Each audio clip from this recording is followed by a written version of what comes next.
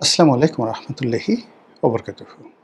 সম্মানিত দর্শক, রাজনীতিবিহীন বাংলাদেশে রাজনীতি নামের যা কিছু হচ্ছে, প্রায় সব কিছুতেই কতগুলো রং তামাশা শুরু হয়েছে, যা কিনা রাজনীতিবিদদের যে ব্যক্তিত্ব, গ্রহণযোগ্যতা, তাদের সম্পর্কে মানুষের সম্মান, মর্যাদা এবং যেটিকে বলা হয় সম্ভ্রম, এই সম্ভ্রমের যে বোধ, এটি নষ্ট হয়ে যাচ্ছে। ২ নম্বর হলো, রাজনীতি হলো এরকম একটা কর্ম, কাজ, যেখানে চারিদিক থেকে যত বেশি প্রেশার থাকবে, যত বেশি প্রতিযোগিতা থাকবে, তত বেশি এখানে উৎকর্ষতা, সৌকর্যতা বৃদ্ধি পাবে। রাজনীতিবিদদের যে কোয়ালিটি, গ্রহণযোগ্যতা, মানুষের কাছে তাদের যে আকর্ষণ, সেই আকর্ষণ বাড়বে।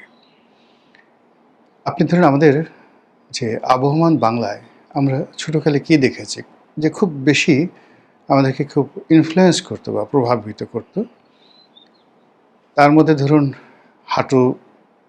হাডুডু খেলা। একবার একটু স্মরণ করে দেখুন, ঘোড়া দৌড়, তারপর ঘোড়া দৌড়ের পরে যেটা ছিল ষাঁড়ের লড়াই, এরপরে নৌকা বাইচ। আর সাংস্কৃতিক অঙ্গনে যেটি হতো সেটি হলো বিচার গান। জারি গানও ভালো লাগতো, কিন্তু জারি গানের চাইতে বিচার গানটাতে আসলে বেশি ভালো লাগতো। তারপর বিচার গানের পরে জারি, সারি, বিচার গান। তো এই বিষয়গুলো যদি আপনি খেয়ালে নেন, যে আসলে আমাদের আবহমান বাংলার যে আমাদের চরিত্র, সেই চরিত্রটা হলো শক্তি এবং সামর্থ্যবানরা প্রতিযোগিতা করবে, উপযুক্ত লোকের সঙ্গে প্রতিযোগিতা হবে, এবং সেই প্রতিযোগিতা না হলে সেখানে কখনই উত্তম কোনো খেলা বা বিনোদন তৈরি হয় না। যেমন ধরুন, জারি গানের দর্শক রয়েছে, কিন্তু বিচার গানের দর্শক আলাদা। সেখানে শরীয়তি বয়াতি, মারেফতি বয়াতি, তর্ক হয়, বিতর্ক হয়। সে কি এক অপূর্ব, সেই শৈশবে যারা এই দৃশ্য দেখেছেন, জীবনে তারা সেই যত বড় চলচ্চিত্রে দেখুন না কেন, যেমন ধরুন the light house, sound of music, the bicycle থিপ, এই সকল সিনেমার মতো কালোজয়ী সিনেমা, কিংবা ধরুন সত্যজিৎ রায়ের পথের পাঁচালী, এইগুলো যারা দেখেছেন এবং এগুলোকে মনে করেন যে ওয়ার্ল্ড হেরিটেজ, সারা পৃথিবীর সর্বকালের সেরা সম্পদ, সে মানুষটিও যখন তার সেই শৈশবের জারি, সারি, নৌকা বাইচ, হাডুডু খেলা, এই খেলাগুলোর যে বীরত্ব, কৌশল এবং তার সঙ্গে সঙ্গে লাঠি খেলা, এই স্মৃতি আর এই স্মৃতির যে সুখময়তা, এটা কোনো অবস্থাতেই অন্য জায়গায় নেওয়া যাবে না। সেই দিক থেকে যদি ধরেন যে বাঙালির যে মন মানসিকতা, তারা প্রতিযোগিতা চায়, খুব একটা হৈ হৈ রই রই চায়, চারিদিকে একটা রব চায়, উত্তেজনা চায়, সাসপেন্স চায়। আপনি বাংলা সিনেমাগুলো যেগুলো খুব হিটেড সিনেমা, ৮০-র দশকে, যেমন বারুদ সিনেমা, সোহেল রানার খুব বিখ্যাত একটি সিনেমা, নায়ক সোহেল রানার। তো এই জিনিসগুলো যে আপনি দেখেন, ১৬ বার, ১৭ বার, ২০ বার মানুষ এই সিনেমাগুলো দেখেছে। এর কারণ হলো এখানে সাসপেন্স ছিল, প্রতিযোগিতা ছিল, ভীষণ রকম মারদাঙ্গা ছিল, এবং সেটা যেন তেন আজকের তুফানের মতো মারদাঙ্গা না, সেটার মধ্যে একটা কাহিনী ছিল, এবং সেই কাহিনীর কারণেই বাঙালি আজকে এই পর্যায়ে। তো সেই দিক থেকে যদি আপনি দেখেন, আবহমান বাংলার যে চরিত্র, সেই চরিত্র অনুযায়ী রাজনীতির যে পরিবেশ আমরা শৈশব থেকে দেখে এসেছি, সেটা নেই। আওয়ামী লীগবিহীন রাজনীতি মনে হচ্ছে অনেকটা ভাড়ামি। বিএনপির প্রতিযোগী না থাকার কারণে তাদের মধ্যে যে ধরনের একটা রিল্যাক্স ভাব চলে আসছে, যে ধরনের তুচ্ছ এবং তাচ্ছিল্য ভাব চলে আসছে, পরিস্থিতি খুব দ্রুত এমন একটা জায়গাতে যাবে যখন বিএনপি তাদের অস্তিত্ব রক্ষার জন্য নিজেরা মারামারি করবে। জামাতের আমির এবং যাকে বলা হয় জনাব নাহিদ ইসলাম, তারা দুজন পাশাপাশি বসে সংবাদ সম্মেলন করেছেন এবং তারা বলেছেন যে আমাদেরকে খুব শক্তিশালী বা কি যেন শক্ত বা গরম বিরোধী দল ভাববেন না, আমরা খুব নরম প্রকৃতির মানুষ। আসলেই তো তারা নরম, কিন্তু বাংলাদেশ এরকম নরম প্রকৃতির জিনিস চায় না। গোকরা সাপের সঙ্গে আপনারা কি কোনোদিন ধোড়া সাপের খেলা দেখেছেন দাঁড়িয়ে দাঁড়িয়ে? কিংবা দাঁড়ার সাপের সঙ্গে গোকরা সাপের কখনো আপনারা খেলা দেখার জন্য গ্রাম্য বাজারে দাঁড়িয়েছেন? নেভার। মানুষ আকৃতিতে অজগর সাপ দেখতে সাধারণত বাড়িতে তিনি অজগর সাপ দেখাতো, আর বাজারে পথে ঘাটে মাঠে শত শত মানুষ দাঁড়িয়ে গোখরা সাপের খেলা দেখতো, যারা ফনা তুলতে পারে, ফোঁস আওয়াজ করতে পারে, সবল মারতে পারে, এবং একটা সাপের খেলা দেখতো না, দুটো তিনটে চারটে, কালনাগিনী, খইয়া গোখরা, পদ্ম গোখরা, এবং যে যত মানে এই সাপগুলোর মধ্যে বিভিন্ন আকার আকৃতি ছিল, এগুলো দেখতাম এবং আমরা শিহরিত উঠতাম। তো সেখানে যদি সাপের সামনে একটা ব্যাঙ ছেড়ে দেওয়া হয়, সাপের সামনে যদি একটা গোকরা সাপ দিয়ে দেওয়া হয়, একটা কেশও ছেড়ে দেওয়া হয় এবং বলে যে খেলো এবং বাচ্চারা তালিয়া বাজাও, একটা খুব কালনাগিনী বা ধরেন একেবারে খইয়া গোকরা, পদ্ম গোকরা, তার সামনে খুব নরম সরম একটা কেশও, আপনি সেই খেলা কি দেখবেন? বাঘের সঙ্গে আপনি খরগোশের কোনো খেলা আপনার মজা লাগবে বলেন তো? কখনো মজা লাগবে না। তো সেই দিক থেকে রাজনীতির অঙ্গনে যা কিছু হচ্ছে, সেই সরকার এবং বিরোধী দলের মধ্যে এভাবে কোনো কিছুই ঘটছে না যেটা রাজনীতির উৎকর্ষতা তৈরি করবে, রাজনীতির প্রতি মানুষের আকর্ষণ তৈরি হবে। ফলে এখানে যে সকল অন্য সময় উল্লেখ করা হতো না, সে সকল বিষয় সামনে চলে এসছে।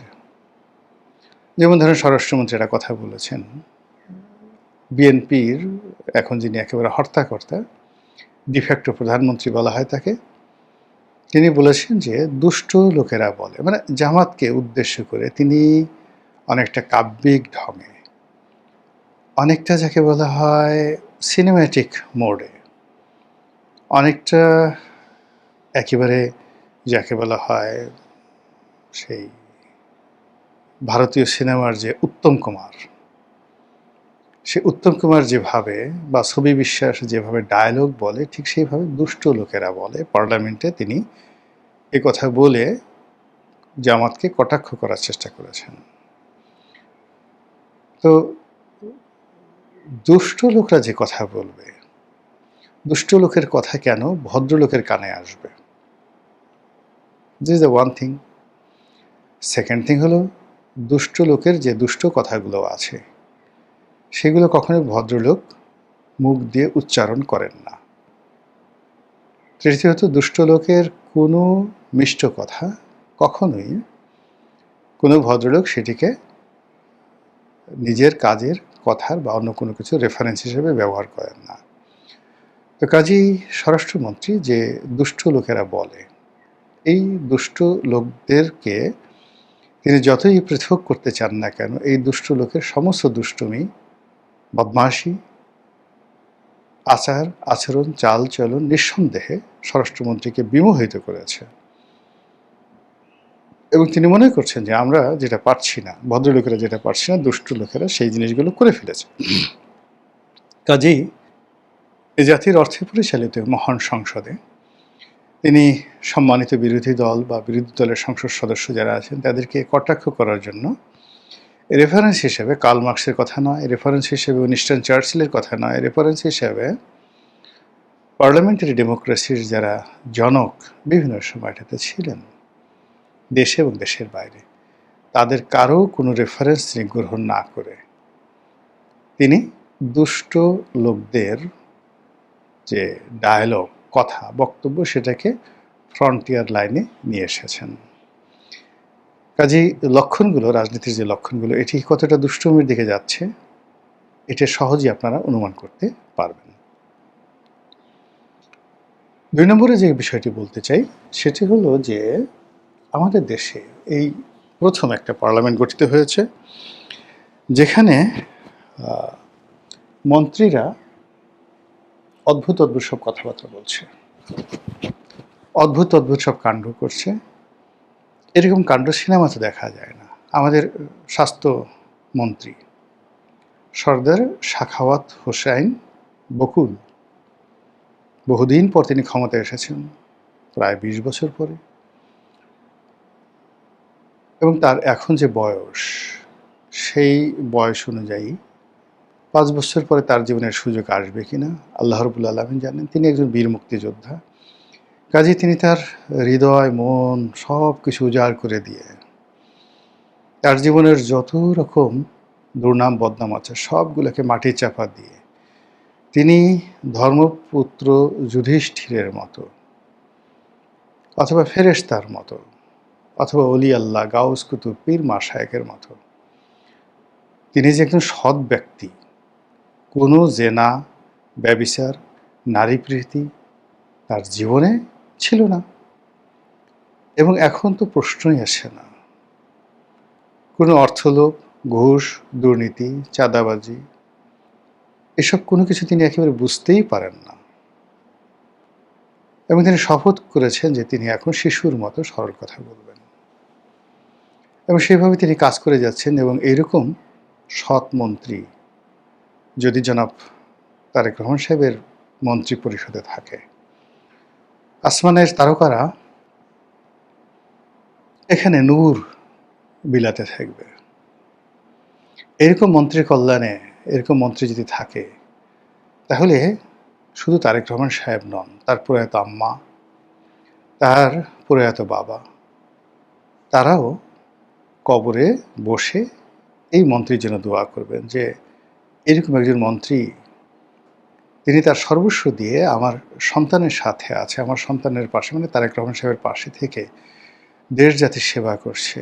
এবং এই মন্ত্রীর কারণে বিএনপি সরকার খুব দ্রুত আসমানের একেবারে প্রথম আসমান ভেদ করে কোথায় যে চলে যাবে, উন্নতির চরম শিখরে বলা যায় না।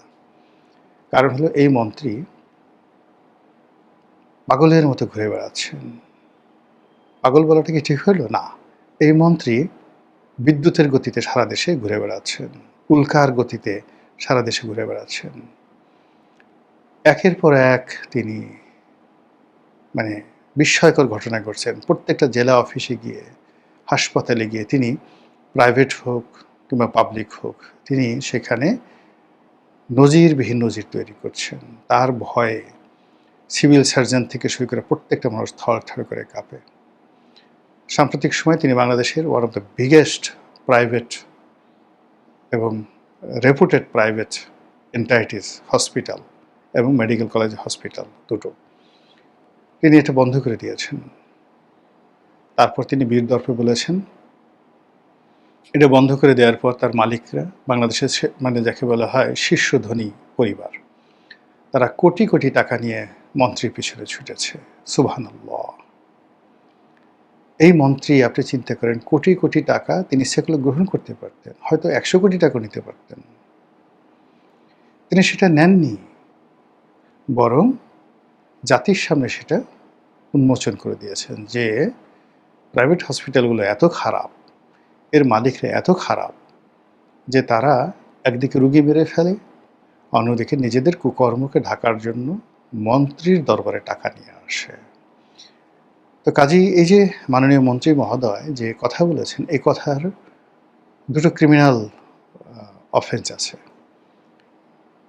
ফৌজদারি অপরাধ, কাউকে ঘুষ দেওয়া, এটা একটা মানে বা সাধা প্ররোচিত করা, এটা একটা ক্রিমিনাল অফেন্স। এর জন্য মানে এটা হাইকোর্ট বা যে কোনো আদালত সুমোটো রুল করতে পারে। মন্ত্রী মহোদয় নিজেও এভাবে মামলা করতে পারেন। আপনাদের মনে আছে যে বিগত বিএনপি জমানাতে ২০০১ থেকে ২০০৬ যখন দেশ পরপর ৫ বার দুর্নীতিতে চ্যাম্পিয়ন হচ্ছিল, তখন আরেকজন ধর্মপুত্র যুধিষ্ঠির ছিলেন। তিনি ছিলেন সাবেক স্বরাষ্ট্র প্রতিমন্ত্রী জনাব লুৎফুজ্জামান বাবর। সবাইকে আপনারা তাকে লুকিং ফর শত্রুজ বলে ঠাট্টা মস্করা করেন। তো সেই ভদ্রলোক কিন্তু এরকম একটা গুরুত্বপূর্ণ কাজ করেছিল। তার অফিসে কে বা কারা গিয়েছিল তাকে ঘুষ দেওয়ার জন্যে, তিনি সঙ্গে সঙ্গে তাকে গ্রেপ্তার করেছিলেন এবং পুলিশের হাতে সোপর্দ করেছিলেন।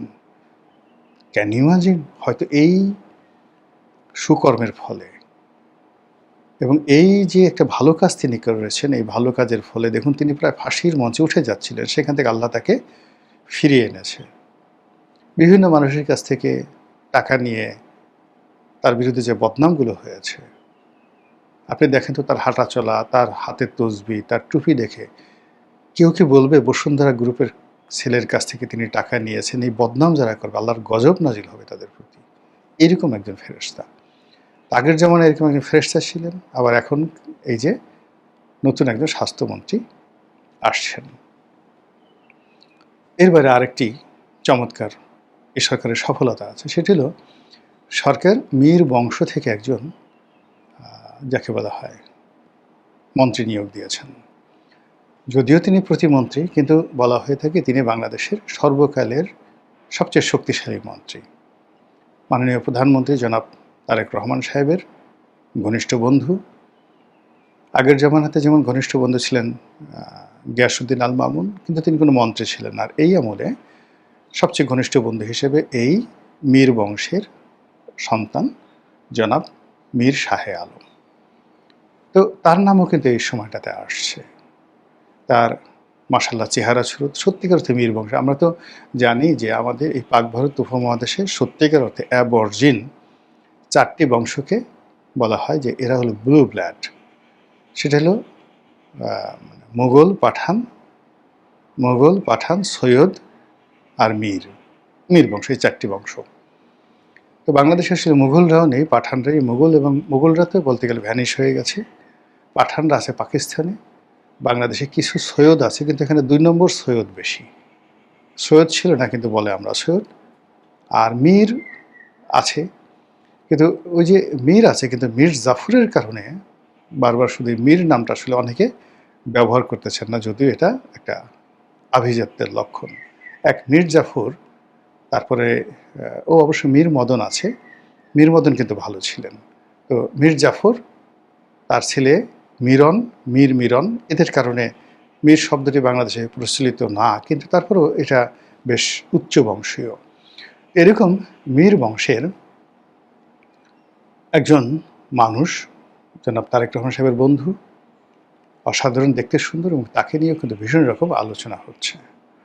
তিনি যে কথাগুলো বলছেন, তিনি যে পোশাক পরছেন, তিনি যে হাঁটাচলা করছেন, তিনি যেভাবে হাসছেন, কাজ করছেন, দ্য স্টাইল অফ ওয়ার্কিং, এটাও সরকারকে এমন একটা জায়গায় নিয়ে যাবে, তারেক রহমান সাহেবকে এমন একটা জায়গায় নিয়ে যাবে, মানে আকাশের একেবারে ধ্রুব দ্বারা বানিয়ে ফেলবে।